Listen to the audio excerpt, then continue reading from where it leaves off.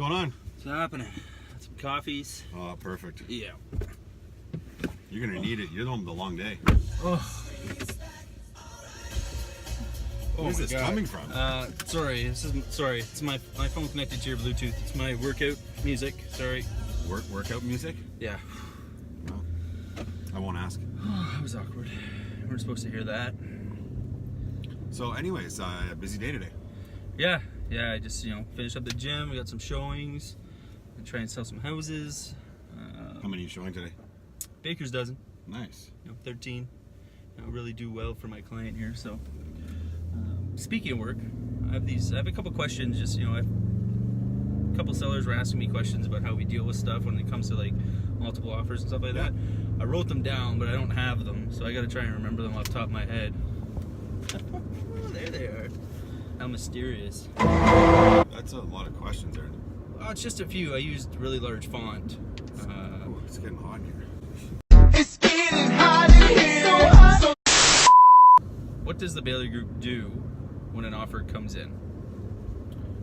So are we dealing with multiple offers, or are we just regular? Multiple offers. Let's say we've scheduled a time for multiple offers. Well, so when an offer comes in on multiple offers, we have to notify, obviously, all the agents that an offer is in. And we have to keep the agents up to date on how many offers have come in. Now, we usually do that a couple of times during the day as well, just so agents and their clients know what to expect and how many people and agents that night will be competing for the property. Okay. Now, what if we're not holding offers and an offer comes in, but it's been shown a lot?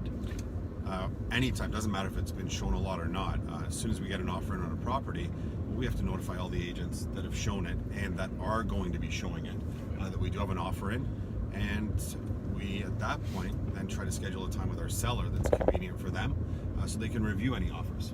Okay. Yeah. All right. So if you end up getting multiple offers and you hadn't scheduled for it, how do you coordinate and schedule for something like that? I think it comes back again to the seller, right? If the seller's doesn't have a time in place already for multiple offers, then what we need to do is find a time, in the next day that works for the sellers, so the sellers can sit down and are able to deal with offers or deal with them via email, whatever the seller prefers. Cheers. Cheers, buddy. Is this your workout mix again? Yeah, usually my cool down. The cool down. Yeah, my cool down period. Medicine ball stretching. So how long does your cool down usually last, Aaron? I cool. I work really hard, so I work hard and play hard and rest hard. So after Backstreet Boys, you go right to cool down. In a smoky room. Now, if you've gotten some offers, what happens if the seller doesn't like any of them? Well, it happens from time to time. It's a good question. Sometimes the sellers will choose to walk away from all the offers and continue with showings the next day and hope that they can garner a better offer down the road. Right. Would we ever, advise a seller to accept an offer where the buyer has to sell their house? In a multiple offer situation, I wouldn't personally, but the reality is it sometimes comes down to dollars and cents. Right.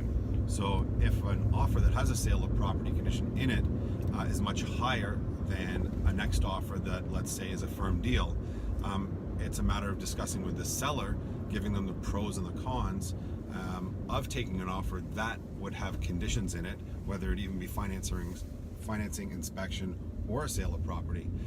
But we have seen a multitude of sellers in the years past that have actually forgone a reasonable sum of money to get a firm deal that day or that night and be able to move on.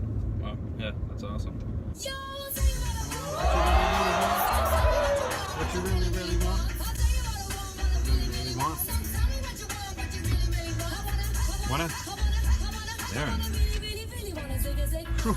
Aaron, I think it's time to drop you off. If you wanna get with me, better make it fast. Now, we sell a lot of houses. What happens, and it's going to happen, and it has happened, when we're representing both the seller and the buyer?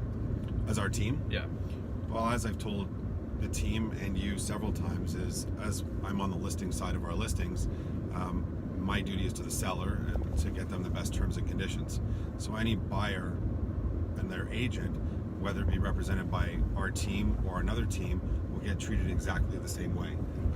They should be representing their buyer and trying to get the best terms and conditions for their buyer. And we're looking out as the listing agent for the seller. Right. Right? And we try to eliminate any perceived conflict of interest because we want things to be transparent, right? Right.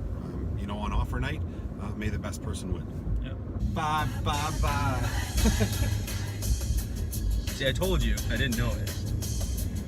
Gee, is this your cardio? I need my chair to dance on. This is cardio, yeah.